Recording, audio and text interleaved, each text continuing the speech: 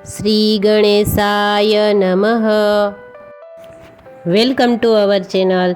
आज हम द्वारका में पानी का दान की पूरी कथा जानेंगे।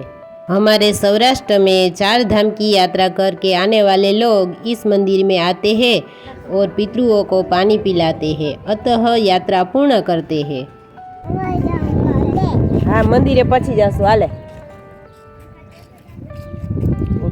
अपनी भारतीय संस्कृति में दानનું મહત્વ છે, તો મંદિરમાં જતા પહેલા ફૂલ નહીં તો ફૂલની પાંખડી આપીએ।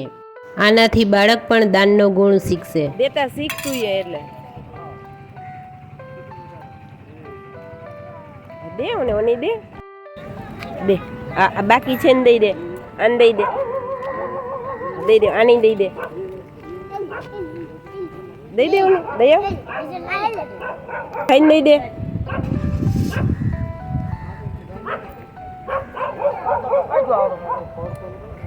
ओके, હવે આવજો કહી દે બધાને।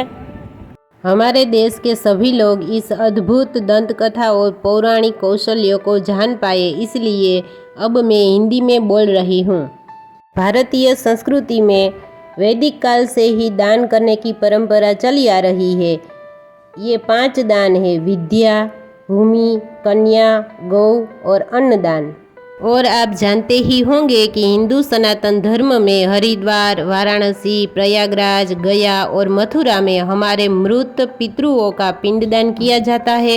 उसी प्रकार पितृओं को पानी पिलाने से उनकी आत्मा को शांति मिलती है। तो यह पानी का दान द्वारका में इस रुक्मणी मंदिर में किया जाता है।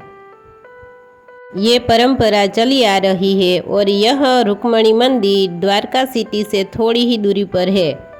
हम भी जब यहाँ आए तो पैसे देकर यहाँ पशु, पक्षी, जीव जंतु और लोगों को पानी का दान करके पितृओं की आत्माओं की शांति करवा सकते हैं।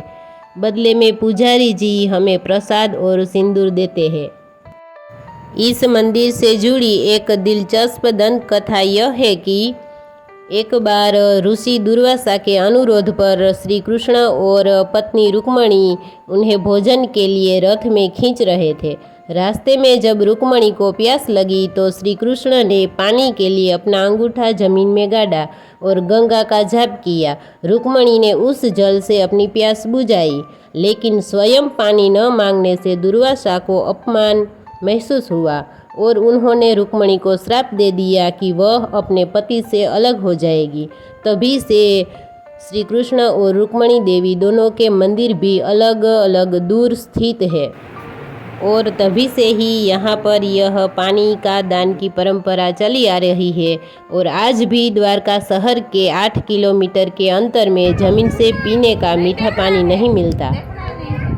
आया ओલું મહારાષ્ટ્રનું મેદાન ઓલું, હા એ પાણી ભરેલું છે ને, એ મહારાષ્ટ્ર ન્યા થયો તો।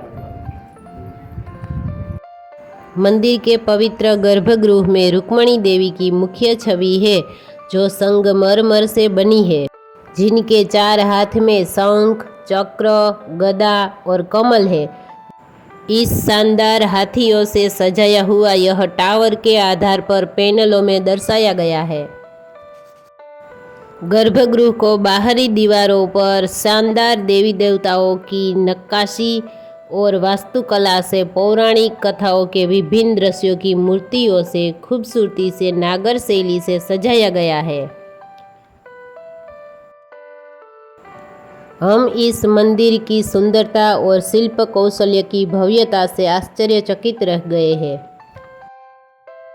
पितृओं को जल देने के समय यह मंत्र बोला जाता है, जिसमें भगवान श्री कृष्ण के ही नाम है। तो मित्रों, तमे पण द्वारका आवो त्यारे आ मंदिरनी मुलाकात चोक्कस लेजो અને આપણે ફરી મળીશું એક નવી જગ્યાની મુલાકાત સાથે। ત્યાં સુધી આવજો।